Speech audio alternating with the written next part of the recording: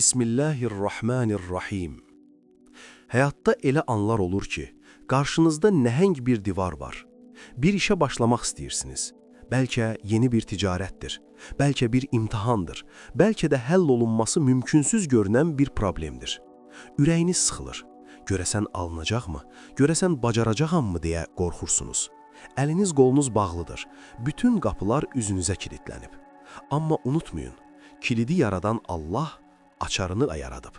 Quran-ı Kərimdə elə bir surə var ki, Peyğəmbərimiz sallallahu aleyhi və alihi və səlləm onun haqqında buyurub. Bu gecə mənə elə bir surə nazil oldu ki, o mənim üçün dünya və onun içindəki hər şeydən daha sevimlidir. Bu surənin adı Fəthdir, yəni açılış, qələbə, bağlı düyünlərin açılması. Bugün sizə mümkünsüz görünən 300 xurma ağacını bir gündə cücərdən sirri danışacağam. Atasından qalan nəhəng borcların altında əzilən Cabir ibn Abdullahın Peyğəmbərimiz sallallahu aleyhi və alihi və səlləmin bir toxunuşu ilə o yükdən necə qurtulduğunu öyrənəcəksiniz. Və İmam Əlinin əleyhissalamın çətin işlər qarşısındakı qızıl qaydasını kəşf edəcəksiniz.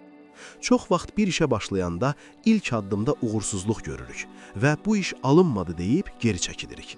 Amma Fəth surəsi bizə öyrədir ki, bəzən geri çəkilmək ən böyük sıçrayışın başlanğıcıdır. Gəlin bu surənin nazil olduğu günə, Hüdeybiyyə sülhünə gedək. Peyğəmbərimiz sallallahu aleyhi və alihi və səlləm və 1400 səhabə Məkkəyə ümrə ziyarətinə getmək istəyirdilər. Çox həvəsli idilər, amma Məkkəli müşriklər onları şəhərə buraxmadılar. Üstəlik, çox ağır şərtlərlə bir müqavilə, yəni sülh bağladılar. Bu müqavilə zahirən müsəlmanların ziyanına idi. Müsəlmanlar geri qayıtmalıydılar. Səhabələr çox kədərli idilər. Hətta Həzrəti Ömər dözməyib dedi, Ya Rəsulallah, biz haqq yolda deyilmik, niyə biz bu zilləti qəbul edirik, niyə işimiz alınmadı? Hamı məyus halda Mədinəyə qaydırdı. İşimiz baş tutmadı deyə düşünürdülər. Bax elə o an yolda Cəbrail əleyhissalam gəldi və Allah Cəllə Cəlaluhu bu ayəni endirdi. İnna fətəhnə ləkə fəthən mubinə. Həqiqətən, biz sənə açıq-aydın bir fəth, yəni qələbə, açılış verdik. Peyğəmbərimiz sallallahu aleyhi və alihi və səlləm gülümsədi. Həzrəti Ömər təəccüblə soruşdu, Ya Rəsulallah, bu geri qayıtmaq bir qələbədirmi? Peyğəmbər sallallahu aleyhi və alihi və səlləm dedi, Bəli, nəfsim əlində olan Allaha and olsun ki, bu ən böyük qələbədir. Və həqiqətən də o gün alınmadı deyilən iş 2 il sonra Məkkənin fəth olunmasına qapı açdı. Ey çətin işə başlayan izləyicimiz, əgər işinizin əvvəlində maniyə varsa, qorxmayın, Fəth surəsini oxuyun. Allah sizin bağlı sandığınız qapının arxasında açıq-aydın bir qələbə gizlədib. Bu surəni işə başlamadan əvvəl oxumaq, Allahdan mənim görə bilmədiyim xeyirləri aç deməkdir. Çətin bir iş qarşısında insanı ən çox yoran nədir? İşin özü yox, qorxudur. Birdən alınmaz, birdən bataram, birdən rüsvay olaram. İmam Əli əleyhissalam Nəhcül Bəlağədə bizə qızıl bir qayda öyrədir. Bir işin çətinliyindən, yəni ağırlığından qorxduğun zaman özünü birbaşa onun içinə at. Çünki o işin qorxusu, yəni həyəcanı, işin özündən daha çətin və əziyyətlidir. Yəni gözləməyin, tərəddüd etməyin, Bismillah deyin və başlayın. Siz addım atanda qorxu duman kimi dağılacaq. Fəth surəsi hərəkətə keçən cəsarətli qəlblərin surəsidir. Bəzən qarşımızdakı iş o qədər böyük görünür ki, bu qeyri-mümkündür, illər lazımdır deyirik. Gəlin səhabə Səlman Əl-Farisinin radiyallahu anhunun hekayəsinə baxaq. O bir Yahudinin köləsi idi. Müsəlman olmuşdu və azad olmaq istəyirdi. Sahibi ona azadlıq üçün elə ağır bir şərt qoydu ki, bunu etmək mümkünsüz idi. Dedi, səni o vaxt azad edərəm ki, mənim üçün 300 xurma ağacı əkəsən və onların hamısı tutsun, yəni cücərib meyvə versin. 300 ağac. Onların əkilməsi, böyüməsi illər çəkərdi və biri belə qurusa, şərt pozulacaqdı. Səlman ağlayaraq Peyğəmbərimizin yanına gəldi.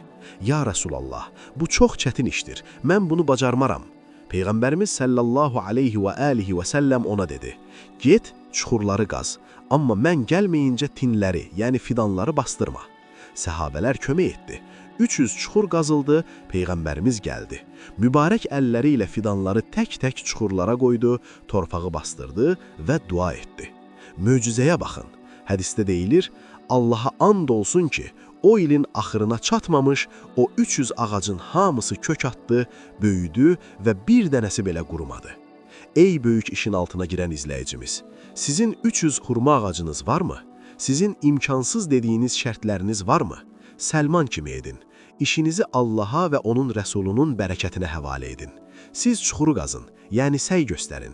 Bərəkəti Allah verəcək. O işə başlayanda 3 dəfə ya Fəttah, ey açan deyin və o ağacların bitəcəyinə inanın. Çətin bir iş qarşısında insanı ən çox yoran nədir? Resurs çatışmazlığı. Pulum azdır, vaxtım azdır, köməyim yoxdur. Amma Fəth surəsi bizə öyrədir ki, azı çox edən Allahdır. Gəlin Səhih Buxaridə keçən gənc səhabə Cabir ibn Abdullahın başına gələn o məşhur hadisəyə baxaq. Cabirin atası Öhüd döyüşündə şəhid olmuşdu və geriyə qalan çoxlu qız övladı və dağ boyu borcla geri qayıtmışdı. Cabir çarəsiz idi. Borc sahibləri qapını kəsmişdi. Əlində isə cəmi bir neçə ağaclıq kiçik bir xurma bağçası vardı. Bu bağçanın bütün məhsulunu yığsa belə, borcun heç onda birini ödəməzdi. Bu riyazi olaraq mümkünsüz bir iş idi. Cabir ağlayaraq Peyğəmbərimizin yanına gəldi. Ya Rəsulallah, atam şəhid oldu, borcları boynumda qaldı, məhsulumuz isə çox azdır, mənə kömək et. Peyğəmbərimiz bağçaya gəldi. Xurma yığınının ətrafında 3 dəfə dövrə tutdu, yəni gəzdi, sonra oturdu və əllərini açıb bərəkət duası etdi. Sonra Cabirə dedi, indi çağır borc sahiblərini, başla çəkməyə və verməyə. Cabir tərəzinin başına keçdi. O balaca xurma yığınından çəkib verirdi. Verdi. Birinci adamın borcu bitdi. Yığın azalmırdı. İkinci adamın borcu bitdi. Yığın hələ də eyni idi. Bütün borc sahibləri haqlarını aldılar və getdilər. Cabir deyir, Allaha and olsun ki, borcların hamısı ödənildi. Amma xurma yığınına baxanda elə bil heç toxunulmamışdı. Sanki bir dənəsi olsun xurma azalmamışdı. Sübhanallah. Ey işə başlayanda pulum azdır, imkanım yoxdur deyən izləyicimiz. Sizin riyaziyyatınızla Allahın bərəkəti eyni deyil. Siz az görürsünüz, Allah çox edir. Siz işə başlayanda o işin bərəkətinə güvənin. Peyğəmbərimiz Cabirin xurması üçün dua etdiyi kimi, siz də işiniz üçün dua edin. O balaca başlanğıc, böyük borcları və problemləri silib atacaq. İndi gəlin, o çətin işin ərəfəsində mənəvi zirehimizi geyinək.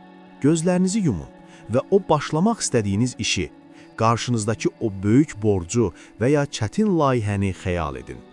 O iş sizə qorxulu, böyük görünür.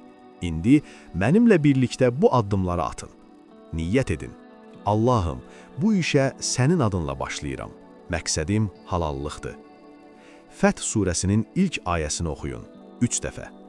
İnna fətəhnə ləkə fəthən mubinə. Biz sənə açıq aydan bir qələbə verdik. Hiss edin ki, kilitlər açılır. Salmanı xatırlayın. Çuxurunuzu qazın, amma bərəkəti Allahdan gözləyin.